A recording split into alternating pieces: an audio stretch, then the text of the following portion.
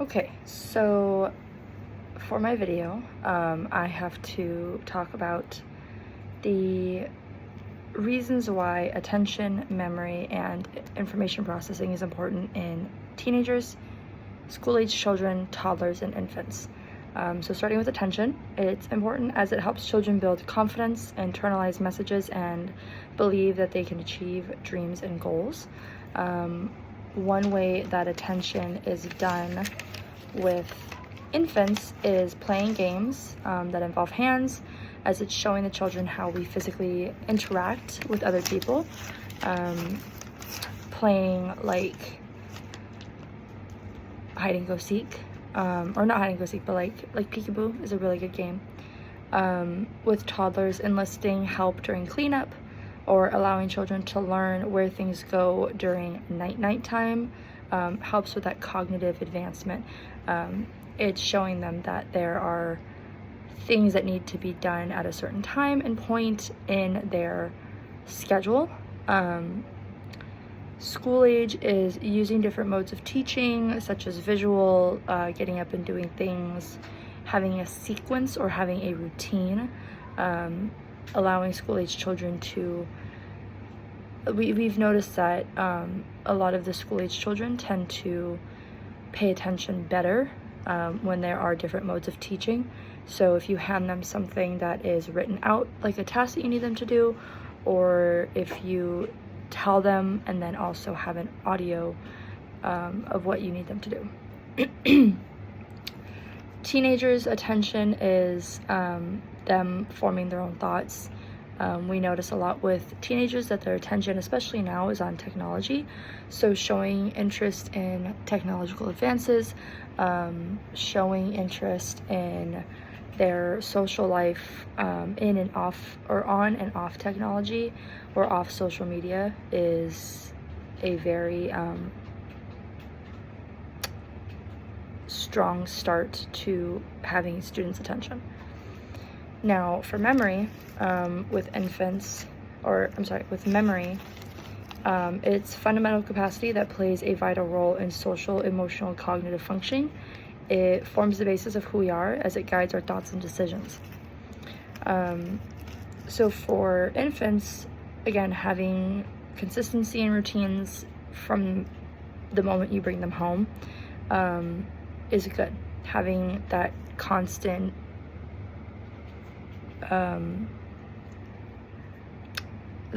routine. But we also have to be very careful, as those routines and their responses to the routines can become automatic. And then if anything new happens outside of that routine, it might cause a complete meltdown. New skills and playtime, introducing new toys at playtime for a few minutes over several days. It will teach children in small sequences this new toy, rather than overstimulating them, say for hours on end with this new toy, showing it to them for like 5 minutes one day, 7 minutes the next, so on and so forth. Saying your name and the baby's name, or like referring to, as the parent, referring to ourselves as mom or dad, mommy, daddy, and saying the baby's name when you're talking to them. It's the same way we treat pets. You know, how else are they going to learn their name? How else are they going to learn what they need to be doing? It's repetition, even with toddlers. And that brings me to them, which is creating rhymes and songs, as our brains are wired to remember music patterns and songs a lot better than we are to memorize, say, numbers. Although there is that differentiation of people who are good with math who don't do very well in English. And people who do well in English don't do very well in math and science, just because of the numbers compared to the words. So toddlers and infants are all about repetition and also having that musical number to connect to.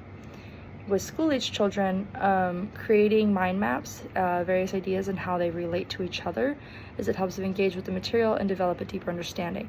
So children at this point are learning the way their minds think.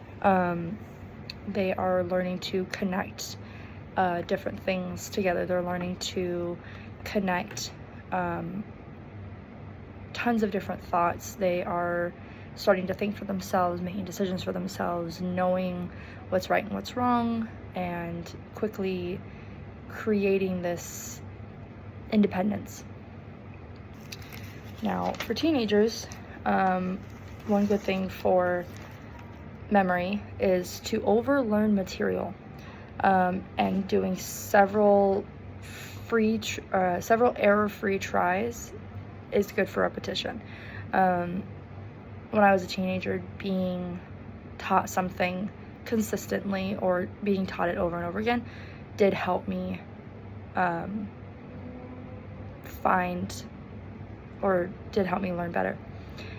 And once again, same thing with toddlers, giving them directions in multiple formats.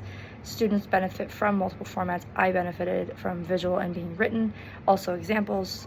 Many students even now, and at my other job, which is at a school, they learn better with different formats. Now for information processing, ramping up the baby talk for infants, exaggerating your facial expressions, and respond to the coos and noises that they make. Children at this age are learning how to speak. They're, making noises. They are finding their voice quite literally. And eventually they learn how to mimic facial expressions. That's how they learn what's, sad and happy and excited and scared, and these feelings that are so big for them, and they are copying you. Toddlers, writing down tasks so students can see them, say the tasks out loud. Again, it's right back to the different formats of teaching. School-age children is allowing extra time to process information, help them with the routines, help them read out loud. I find that when I read things out loud, I tend to understand what I'm reading better. I tend to find myself reading books out loud. I find myself even helping students with their tests. I read their tests out loud. I will read the question out loud if I don't understand it, as it helps me process what I'm reading. Teenagers, information processing, again, is just sticking to the different modes of teaching. Audio, visual, examples, giving them extra time on tests, giving them different avenues of success will help them with better information processing. And information processing is how we perceive, analyze, manipulate, and use and remember information. I have all of my sources cited with the video in the comments. So thank you very much.